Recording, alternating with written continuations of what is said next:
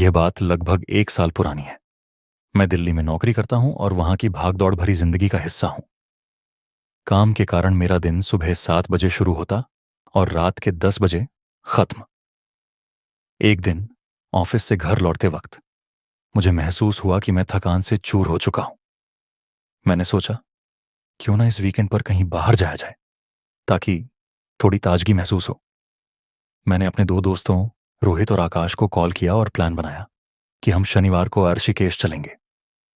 वहां की गंगा नदी, पहाड़ और शांत वातावरण हमेशा से मुझे बहुत आकर्षित करते थे।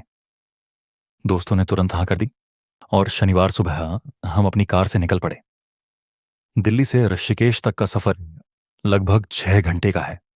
रास्ते में गाने, चाय की दुकान पर ठहरना और दोस्तों के साथ हंसी मजाक ने सफर को और भी मजेदार बना दिया। हम दोपहर तक ऋषिकेश पहुंच गए। वहां पहुंचकर हमने होटल में चेक इन किया और थोड़ी देर आराम करने के बाद गंगा किनारे घूमने निकल गए। गंगा आरती के बाद हम तीनों एक स्थानीय ढाबे पर खाना खा रहे थे। तभी एक साधु हमारे पास आया और हमें देखकर मुस्कुराने लगा। उसने कहा, तुम तीनों में से किसी एक के जीवन में बड़ा तूफान आने वाला है। हम सब यह सुनकर हंसने लगे और साधु को मजाक में टाल दिया। लेकिन उसने फिर कहा, सावधान रहना, आने वाले 3 दिनों में कुछ ऐसा होगा जो तुम्हारी जिंदगी बदल देगा। उस रात हमने होटल में ठहरने का फैसला किया। लगभग 2 बजे मेरी आंख अचानक खुल गई। मैंने देखा कि खिड़की से हल्की सी झांकी आ रही थी।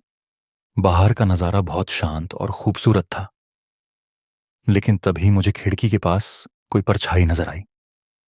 पहले तो मैंने सोचा कि यह मेरा भ्रम होगा, लेकिन जब मैंने ध्यान से देखा तो वह परछाई एक इंसान की लग रही थी।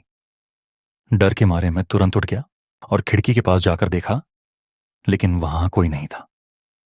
अगले दिन हमने रिवर राफ्टिंग का प्लान बनाया। राफ्टिंग के दौरान हमारी नाव अचानक पलट गई। पानी का बहाव इतना तेज था कि मुझे लगा मैं डूब जाऊंगा। किसी तरह मैंने एक पत्थर को पकड़कर खुद को संभाला। मेरे दोस्तों ने भी किसी तरह खुद को बचाया। इस घटना ने हमें हिलाकर रख दिया। साधु की बात बार बार मेरे दिमाग में गूंज रही थी। तीसरी रात को हमें अचानक फोन आया कि हमारे होटल के पास एक दुर्घटना हो गई है। हम तुरंत बाहर निकले और देखा कि एक ट्रक और बाइक की टक्कर में 2 लोग घायल हो गए थे। हमने उन्हें अस्पताल पहुंचाने में मदद की। जब हम वापस लौटे तो होटल के रिसेप्शनिस्ट ने कहा, आप लोग यहां कुछ दिन और न रुकें, यह जगह आपके लिए सुरक्षित नहीं है। उसकी बात सुनकर हम डर गए, लेकिन हमने सोचा कि यह महज एक इत्तेफाक होगा। वापस दिल्ली लौटने के बाद मैं लगातार बेचैन रहने लगा। ऑफिस में काम करते वक्त मुझे अजीब सी घबराहट महसूस होती। एक रात मैंने सपना देखा कि वही साधु मुझे बुला रहा है।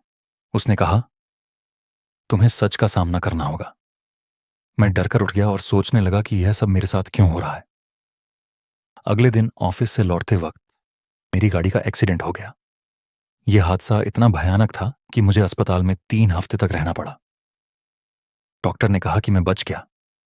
यह किसी चमत्कार से कम नहीं है। उस समय मुझे साधु की बातें याद आईं। क्या वह सब सच था? क्या उसने मेरी जिंदगी में आने वाले तूफान की चेतावनी दी थी? इस घटना के बाद मैंने अपने जीवन में बहुत बदलाव किए। अब मैं अपने काम और सेहत को लेकर संतुलन बनाने की कोशिश करता हूं। मैंने महसूस किया कि जिंदगी कितनी अनमोल है और इसे सहेज कर रखना चाहिए। आज भी जब मैं ऋषिकेश यात्रा को याद करता हूं तो सोचता हूं कि वह साधु कौन था और उसे मेरे बारे में कैसे पता चला। लेकिन इस घटना ने मुझे यह सिखाया कि जिंदगी में हर चीज के पीछे कोई ना कोई वजह होती है। कभी कभी हमें उस वजह को समझने में समय लगता है,